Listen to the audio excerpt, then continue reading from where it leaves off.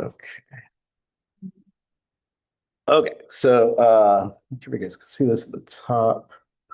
So we can bring this down. So the name of the talk is Managing Severe Disruption in Incarcerated Classrooms, removal as a teaching decision. I'm Gabriel Searcy, professor of psychology at Bakersfield College. I teach in the Rising Scholars Program. And I'll just start by talking about let's see, the purpose of the talk. So we can move this. So the purpose of the talk is first just to say that most incarcerated students self-manage well, right? And we could even say that most of our students are a pleasure to teach. This talk is not about them, not about the majority of our awesome students. This talk is about what to do when one student's repeated behavior degrades instruction for everyone. This is about the rare but consequential exception where you've got problematic students in your class. They are persistently disrupting the class in some way, and there's something that you've got to do about it. When this happens, it does present, like we say, is like a central question. At what point does removing a student protect the learning environment rather than punish the student? Okay, so that's sort of perspective that I'm going to take this talk from. We could say that when we do have to deal with disruptive students, there is a cost to doing so. In my case, right, when I think of having to deal with repeated disruptions, at least for me, the main one that I deal with is the side conversation. Right? So I'm giving a lecture, and there are students in the back of the classroom, and they're talking, and it gets distracting for me. It gets distracting for the other students. For me, that breaks the instructional flow, right? I'm trying to maintain my train of thought, trying to explain a concept. And when I hear these other voices going on, it distracts me and I lose my train of thought. It does have this impact on me where it affects my mood, right? I become frustrated with the students that I'm dealing with. I might even get angry, and then I carry that outside of the classroom. I'm not sure if you guys have this experience, but like when I'm walking out of the classroom, I'm thinking about it. When I get in the car, I continue to think about it. I'm on the drive home, and I'm white knuckling my steering wheel because I'm so angry about what's just happened, right? So for me, it really affects me a great deal. And then it also has this impact of lowering this instructional quality. The reason why is because I end up fixating on the problem student instead of thinking about how I could improve instruction. Okay. One thing I've realized is that when this happens, right, I become frustrated. I shouldn't see it as a moral failing where I'm weak in some kind of way. It's my fault that this has happened. Instead, I should see it as a signal. And that signal is when I'm repeatedly dealing with the same disruption, I become a worse professor, and the class ends up paying for it. Right. So in my opinion, something needs to be done. So what I try to do is set down a policy where I communicate to the students what my expectations are and what the consequences are of not following those expectations. When we do this, we try to do this early on in the semester, pretty much in the first day by explaining everything that you want to explain in your syllabus. And this prevents a later conflict. As I am going over my expectations and explaining what the consequences for not meeting my expectations, one thing I want to emphasize to the students is that it's all about structure, not about punishment. Right? What I'm trying to do is create this learning environment that has this particular structure to it, and I want to maintain that structure. So if I'm going to talk to a student about their how they're behaving, it's going to be to get that structure back to where I want it to be. Okay, so as I go over the syllabus and I explain to them what my expectations are, I do end up talking about 3 pet peeves that I have in particular about student behavior. One peeve that comes out first is this matter of disrespect, right? And in that, I just explained to the class that I'm expecting myself to treat everyone with respect in the classroom. And that expectation is on them as well. They're there to treat everyone with respect too. Pretty easy, pretty straightforward. But then I do get into the second pet peeve that I have, where sometimes it takes a while for me to make a point.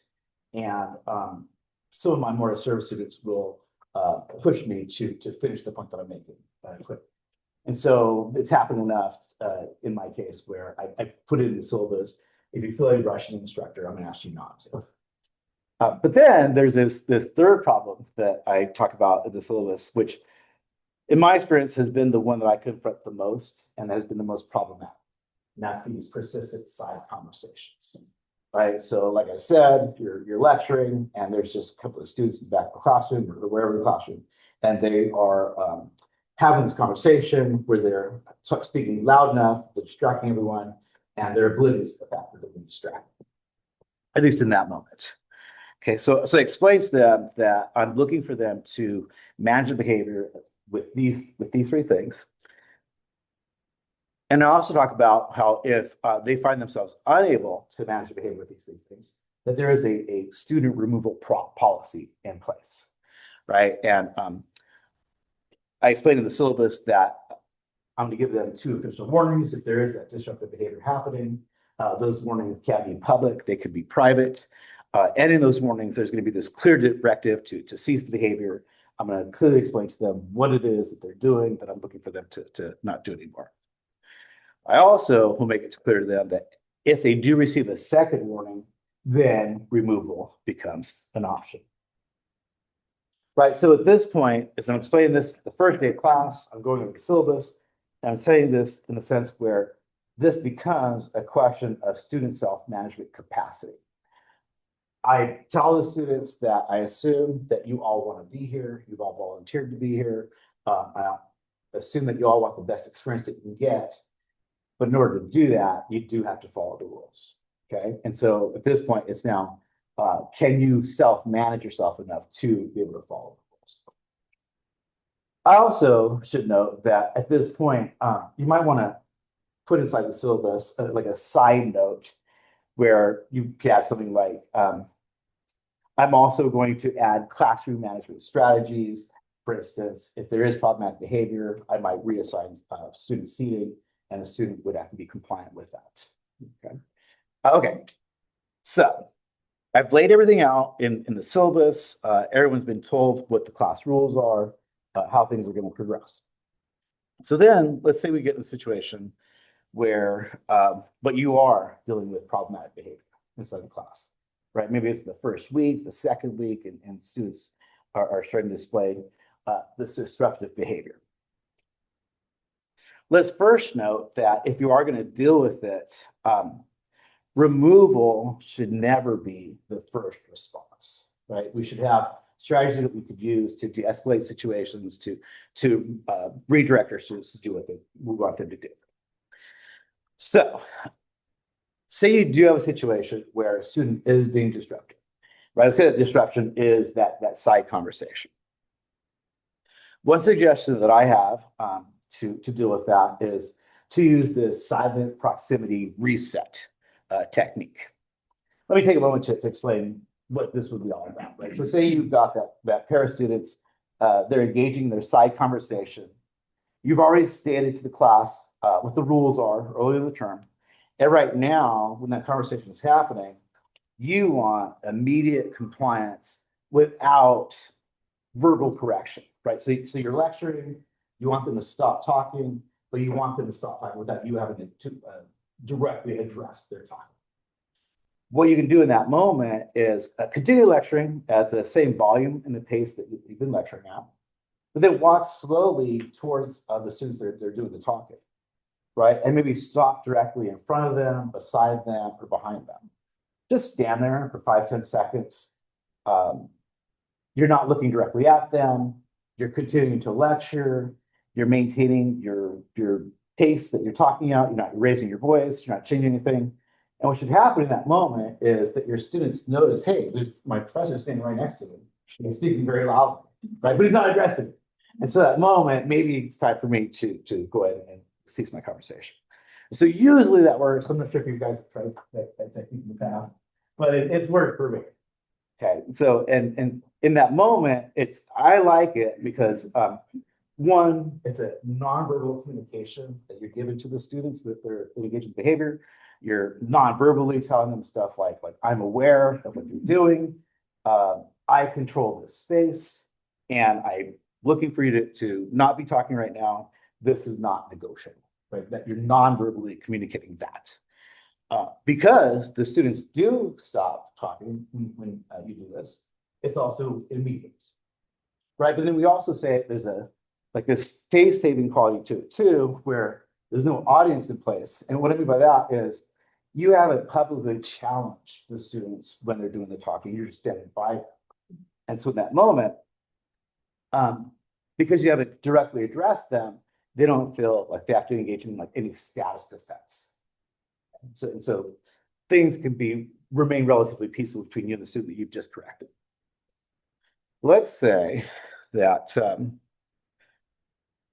in that one instance, you got that student to stop talking, you continue with your lecture, but then down the road somewhere, the talking picks back up. They're having that side conversation again, and you've got to address it. What you can do in that situation is just repeat your first step over again. Okay. Remain calm, do exactly what you did last time, walk over by them, stand silently, stand by your lecturing, those kinds of things. And the idea with this is you've already signaled to your students before what it means when you do this, right? So now you're just being consistent in your behavior, in your management style. And that should outweigh what escalation might do, right? If you did directly address the situation. Okay, so let's say though that you're doing this and maybe you've got just this persistently disruptive student who just needs that extra push, maybe just keeps on talking for whatever reason. In that situation, what you might want to do is try a new technique, a new strategy where you use strategic seating control. Here, what I'm saying is you've dealt with a student a couple of times where they've talked away, where you didn't want them to talk, time they were talking. So now just reassign their seat, right? Wherever they're sitting, maybe whoever they're sitting by, they feel compelled to talk to. And so just take a moment, tell them to sit somewhere else and get them away from that buddy that they're talking to, right? A nice, quick, easy solution. Let's see, it removes the opportunity for them to engage in talking. And also, I don't know if you guys have like those chronic talkers.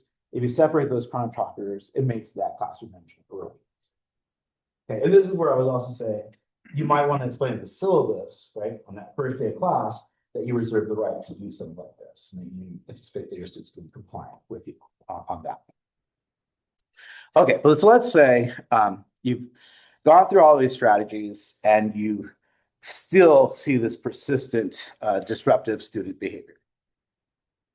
You're about to reach a decision point. My decision point is here I'm using all these strategies to deal with the student, and they're still persisting. It's persisting across multiple classes, right? So it's not just one class, but maybe every time you guys meet, they engage in this behavior. I'll just note that when I've had this experience, it's generally been like the same student from class to class, like just that one problematic student. You've communicated to that student your expectations, right? You've given that warning. They were there on the first day. You explained everything in the syllabus. You've even tried your interventions. You did that silent proximity thing a couple of times. You did the reassigned seating, but the behavior continues anyway. At this point, the issue is no longer behavior. Now I would see it as capacity. Does the student have the capacity to be in this classroom and to behave in the way that you're instructing them to do so? So there's a removal protocol that you want to have available to them, right? You don't want to use it. Hopefully you never use it, but you do want to have something there that you can use. Here, what we could say is it's going to be your second warning.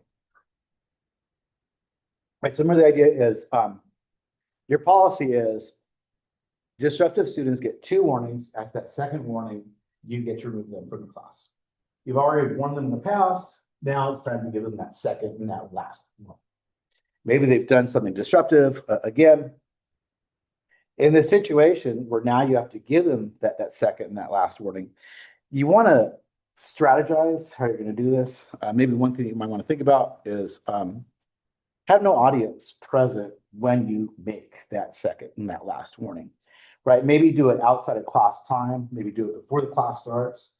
Maybe if they've been disrupted that day, do it after the class is over. Often we have breaks where students can eat chow. Maybe take that opportunity to address it with the student, right? And when you do it, you want to provide this clear notice to the student that this is their second warning, right? And now, if you want them to know, you have to talk to them again, you're going to tell them to leave. Okay? I do have an example of how you might make the second warning. Here you say something like, I've addressed the talking during lecture, I've moved seats, it's still continuing. At this point, you're not able to manage yourself in this classroom. If it happens again, I'll remove you from the class. This is your notice. Okay, so it's clear, unambiguous language. It's not emotional. You're addressing the problematic behavior. So everything should be clear to the student. Okay. Another thing is that when you give that warning, the student might want to argue back.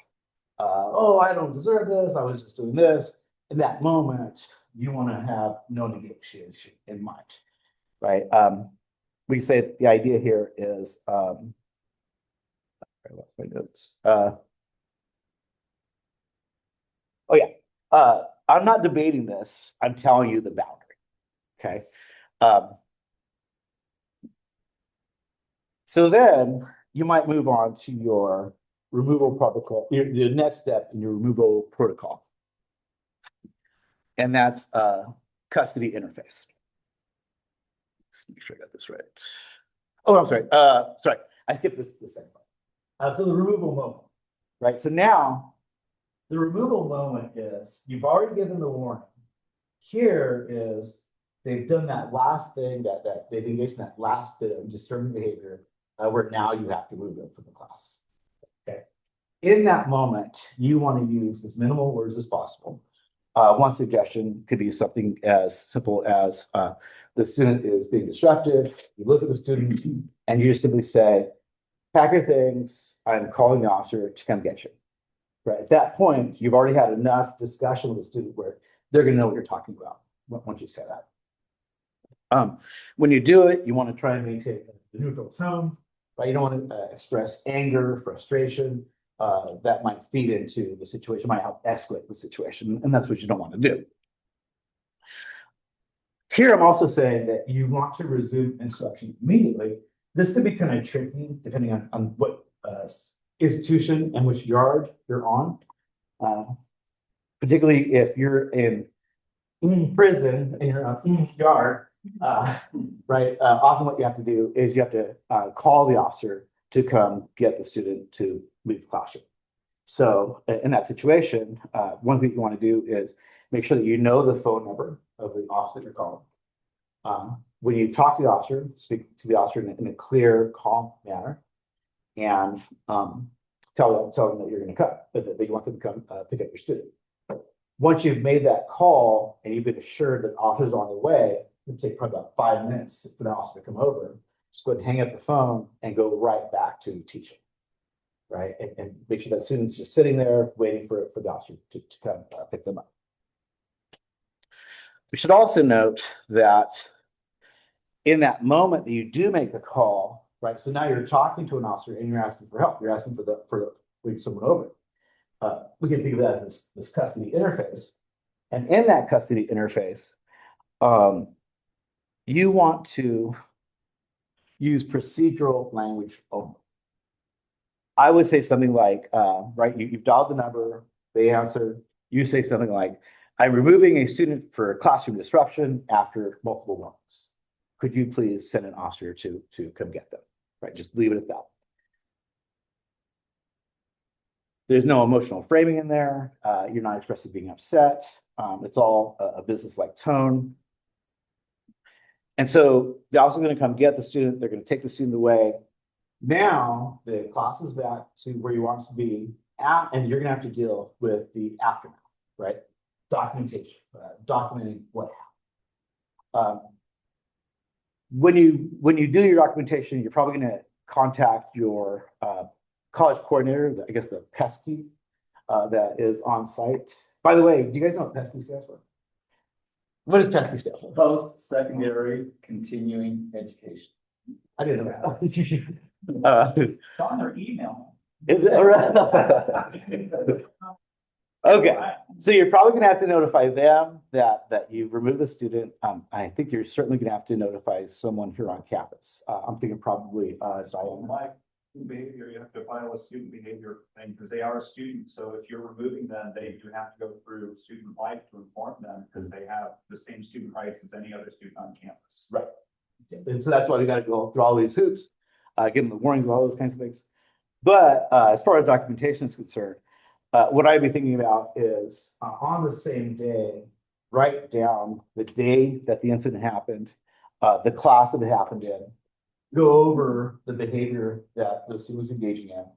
Maybe just something as easy as repeated side conversations during lecture. You want to talk about the interventions that you tried to use. You did the silent proximity a couple of times. You did the assigned reseating. You used the 2 warnings, and still you had this disruptive behavior. So then you're also going to talk about your outcome, that you remove the student from the class. But this also leads to another consideration, right? And that last, we could say that last consideration is what do you do with that student in the future, right? The professor now has kind of a choice, reentry or permanent removal. As far as reentry is concerned, here we're saying that the student has been kicked out of the class that day that you asked them to leave, but they get to come back to class and they get to continue to take the class. You may do this and there's some kind of condition where the student agrees, you ask all about all the rules and those kinds of things. In my opinion, at least in my experience, I would be less likely to go down this road, and I'd be more likely to go down this road where I'm just now looking to remove the student permanently. At this point, if I have had the student removed, we've gone down a road. And for me, there's no coming back from that road. But I guess it's up to us. Each one of us as professors decide what we want to do. For me, on that permanent removal part, it's just that when authority erosion is a risk, I would rather not have that student be there. So let's see here. We say that once removal is warranted, consistency matters more than flexibility, right? I could be flexible and let the student in, but I'd rather be consistent and have everyone know, no, these are the rules that we have, and these are the consequences for violating these rules. Okay, so why does this matter, right? I wanted to turn this into a talk for this flex presentation. Why is this important to me? I'll say that one reason why it's important to me is because I feel that one student should not disrupt the class, right? You've got that one talker who's kind of ruined the experience for everyone. In my opinion, in my experience, for me, that one student prevents us from going to that next level that we can get to as far as instruction is concerned, right? Because I'm thinking about how I can make things better. Also, instructor authority protects safety and learning. Here, I just want to say, removing a student is not about punishment, right? It's about protecting my safety, the safety of students, and also protecting their ability to learn. So, removal really is a structural decision. It's about preserving the conditions under which learning is possible. And that's my presentation. Thanks for attending. Anyone have any questions?